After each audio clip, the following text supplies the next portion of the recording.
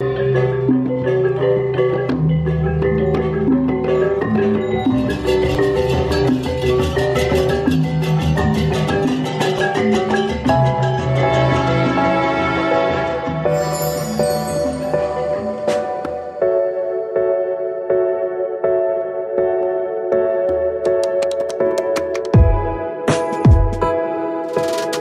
matin, on quitte Munduk, on part à Ubud, une ville dans les terres.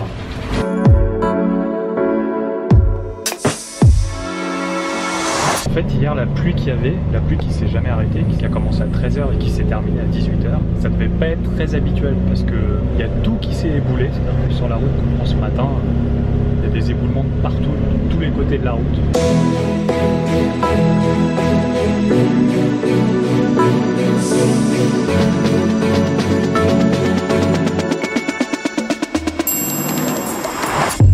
On fait le tour des hôtels. Là, on vient d'en visiter un premier, peut-être un petit peu cher, on ne sait pas trop. On va aller comparer avec d'autres hôtels. Et on a trouvé une chambre pour 2 ou 3 nuits, on ne sait pas encore. On la paye 10 € par nuit avec le petit-déj et elle est plutôt pas mal. Donc on a le droit à une petite terrasse comme ça. Un petit lit. Avec un gros Ventilateur. Et puis une salle de bain qui a l'air bien propre. On a peut-être de l'eau chaude, on n'a pas encore essayé.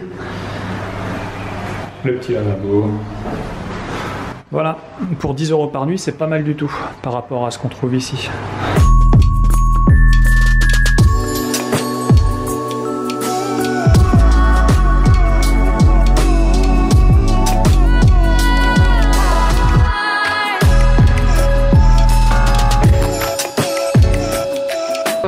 Tranquillement et on a vu quelques singes de l'autre côté de la rue, donc on s'arrête pour les filmer, etc. Et moi j'avais eu faim un petit peu avant, donc je me suis acheté un paquet d'Oreo, trop contente, je mange 3 Oreos et puis là je vois un singe qui traverse la rue et j'ai cru qu'il allait se faire écraser par une voiture, donc je me disais oh là là pauvre singe, cours vite.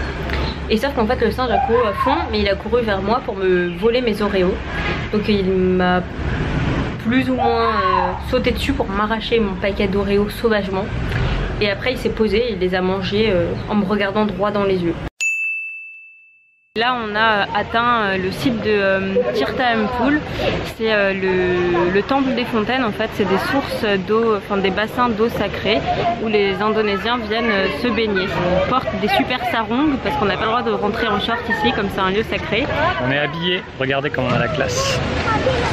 Ça va très bien la petite jupe à Damien.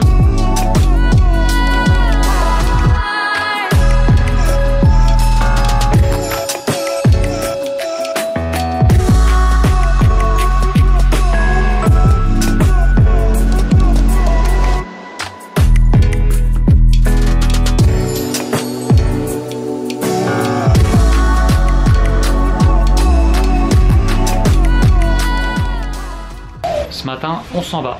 On quitte Ubud, on descend vers le sud dans la ville de Canggu.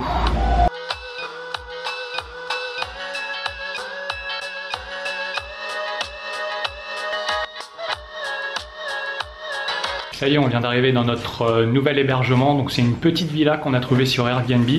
Bon, c'est une villa partagée, donc il y a plein d'autres chambres avec d'autres personnes. Et à la base, on ne devait pas être dans cette villa, on devait être dans une plus petite villa.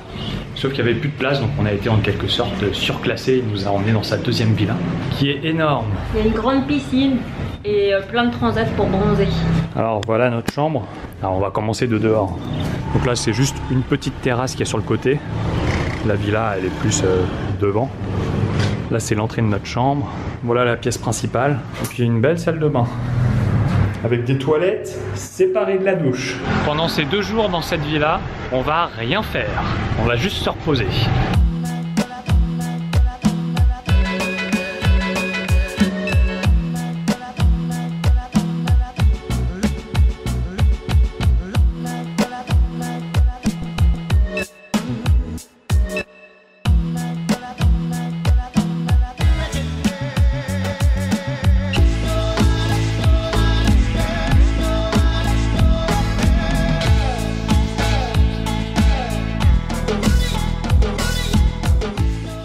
Ça y est, c'est terminé pour nous dans cette petite villa.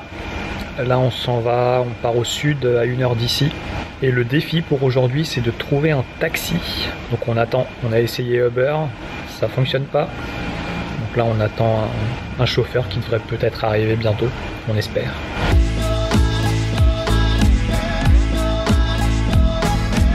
On vient d'arriver dans notre maison, ça y est, on a quitté notre belle villa. Et là on est dans un petit village paumé, il n'y a rien du tout. Donc on vient de louer un scooter et on va essayer de trouver quelque chose à manger.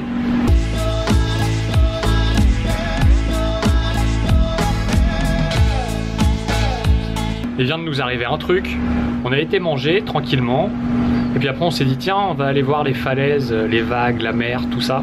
Donc on prend notre petit scooter, on se dirige vers les falaises, et là on croise la police qui nous arrête. En fait ils étaient sur le bord de la route et ils arrêtaient tous les touristes un par un. Ils me demandent mon permis, évidemment j'avais pas pris mon permis avec moi parce qu'on n'a pas croisé la police une seule fois et on pensait pas du tout à ça, bref j'avais pas mon permis.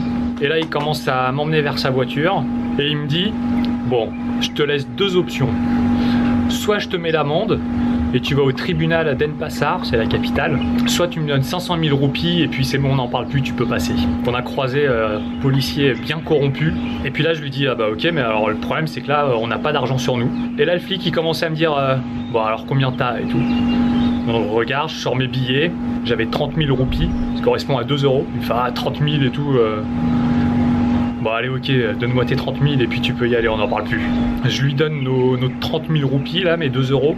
Bon et puis je lui dis bah on va retourner à l'hôtel prendre notre permis avant d'aller à la plage. Parce que sur le chemin du retour je veux pas que vous m'arrêtiez une deuxième fois. Et puis il me fait non c'est bon tu peux aller à la plage, on vous arrêtera pas sur le chemin du retour, t'inquiète pas, tout ça. Puis là je lui dis ah de toute façon non ça sert à rien d'aller à la plage, on a plus de sous sur nous, on pourra même pas boire un verre. Et donc je crois qu'il a eu un petit peu pitié et puis il m'a rendu l'argent discrètement, il m'a fait ouais c'est bon. On n'en parle plus, vas-y. On s'est renseigné un peu sur internet, apparemment la police de Bali c'est une des polices les plus corrompues du monde. Bon on en a eu la preuve. Voilà. Mais on a réussi à s'en sortir en payant 0. Il m'a rendu mes sous, le méchant policier. Dernier jour à Bali.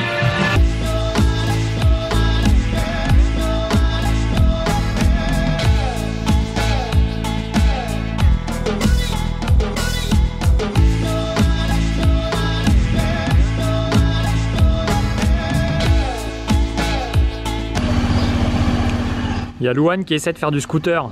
Sa première fois en scooter.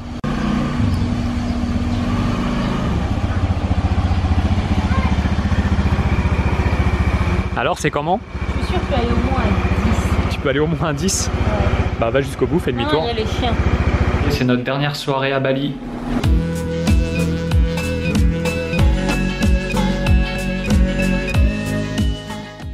Bon et bah voilà, on est à l'aéroport, c'est comme ça que se terminent nos vacances à Bali. Mais pour nous les vacances c'est pas terminé, puisque là on prend l'avion en direction Singapour.